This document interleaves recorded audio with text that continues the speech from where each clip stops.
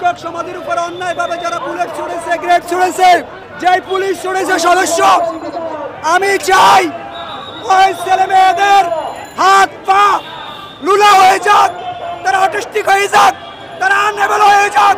আমি আল্লাহর কাছে শুধু এটাই প্রার্থনা করলাম আপনাদের কাছে। ভাই বোনের রক্ত কি বৃথা যাবে?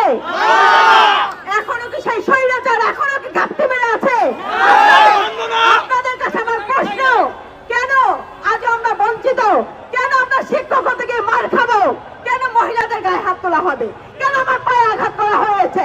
আমি সর্বোচ্চ দিক দিয়ে জানি একজন মানুষ, আমি একজন নারী, সবচেয়ে বড় পরিচয় আমি একজন নারী, আমি মা, আমি শিক্ষক হতে চেয়েছি, আমার গায়ে কেন হাত?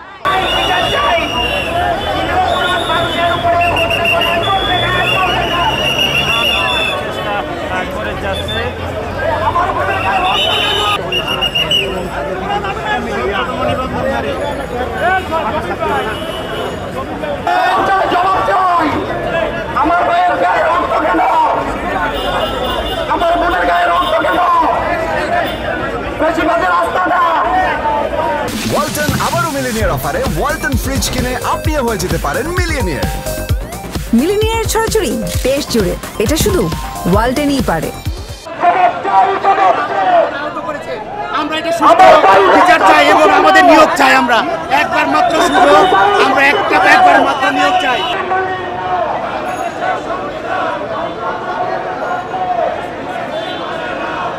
ভাই বোনের রক্ত কি বৃথা যাবে? এখনো কি সেই স্বৈরাচার এখনো কি ঘাপটি মেরে আছে? আপনাদের কাছে আমার প্রশ্ন, কেন আজ আমরা বঞ্চিত? কেন আমরা শিক্ষক হতে গিয়ে মার খাবো? কেন মহিলাদের গায়ে হাত তোলা হবে? কেন আমার পায়ে আঘাত করা হয়েছে? আমি সর্বোচ্চ দিক দিয়ে জানি একজন মানুষ, আমি একজন নারী, সবচেয়ে বড় পরিচয় আমি একজন নারী, আমি মা, আমি শিক্ষক হতে চেয়েছি, আমার গায়ে কেন হাত? আমার বোনদের গায়ে কেন হাত? আমার ভাইদের গায়ে কেন হাত? তারা তো অন্য কিছু হতে চায় নাই, তারা শিক্ষক হতে চেয়েছে, দেশের উন্নয়নে হাত রাখতে চেয়েছে। তাহলে আপনাদের দিতে এত বাধা কেন? তাহলে আমি ধরেই নেব সেই বিগত দিনে যে স্বৈরাচার শাসকরা ছিল তারা আজও এই আমলেও খাপটি মেরে আছে। শিক্ষক সমাজের উপর অন্যায়ভাবে যারা বুলেট ছুড়েছে, গ্রেড ছুড়েছে, যেই পুলিশ ছুড়েছে সদস্য, আমি চাই ওই ছেলে মেয়েদের হাত পা লুলা হয়ে যাক, তারা অটিস্টিক হয়ে যাক, তারা আনএবল হয়ে যাক।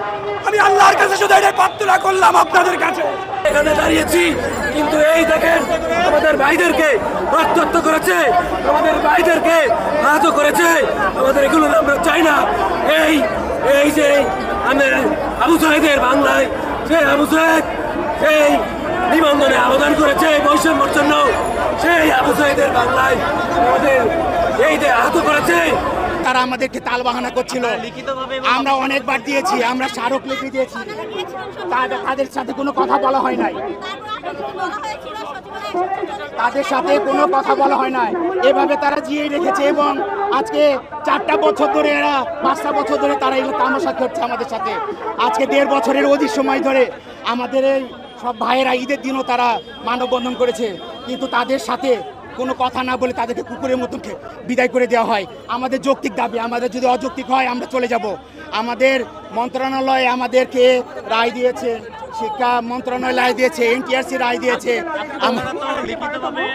আমরা দিয়েছি, স্মারকলিপি দিয়েছি লিখিতভাবে, সবকিছু বৈধ। এটা পুলিশও জানে, পুলিশ আমাদেরকে সহযোগিতা করবে বলেছে, কিন্তু তারা সহযোগিতা না করে তারা আমাদের উপরে হামলা চালিয়েছে। আমাদের আর কিছু বলার নাই। আমাদের কাছে, আপনাদের কাছে একটাই অনুরোধ, আপনারা আমাদের মাধ্যমে সবাইকে জানিয়ে দেন, আমরা একটাবার আবেদনের সুযোগ চাই। এটা আমাদের শেষ দাবি। আমাদের দাবিটা ছিল, আমরা 2020 সালের 23শে জানুয়ারিতে আবেদন করি 17তম শিক্ষক নিবন্ধনে। সেখানে করোনার কারণে দীর্ঘ 3 বছর পরে পরীক্ষা হয়, রেজাল্ট দিতে 4 বছর, আমাদের 4টা বছর নষ্ট হয়, আমাদের সেক্ষেত্রে বয়স শেষ হয়ে যায়, আমরা একবার আবেদন করতে পারি না। আমরা শুধু একবার আবেদন করার জন্যই আমরা আমাদের দাবি করছি। আমাদের এনটিআরসি থেকে বলছে, আবার সচিবালয় থেকে বলছে তোমরা আবেদন করার সুযোগ পাবা, কিন্তু সুযোগ পাওয়ার কথা বলে আমাদের সুযোগ দিচ্ছে না, খালি ঘুরাইতেছে। আজকে যেহেতু আমরা শিক্ষা মন্ত্রণালয়ে যাইতে চাইছিলাম, যাইতে দেয় নাই, আমাদের সেখানে আটকাইছে, পর আমাদের গ্রেনেড হামলা করছে। আমাদের দাবি একটাই, আমরা একটাবার আবেদন করতে চাই 17তম 35+। আমাদের 35+ এমনি হয় নাই, পরীক্ষা নিতে পারে নাই তারা, তাদের ব্যর্থতা করোনার কারণে পরীক্ষা নিতে পারে নাই, সেজন্য পরীক্ষা পিছিয়ে গেছে। এখন তারা আমাদের সেই সময়টা ফিরিয়ে চাইতেছি, ফিরিয়ে দিচ্ছে না। ব্যাকডেট দিলেই হয়ে যায়, ব্যাকডেট দিবে না, বলতেছে দিব, আবার বলতেছে একটু পরে।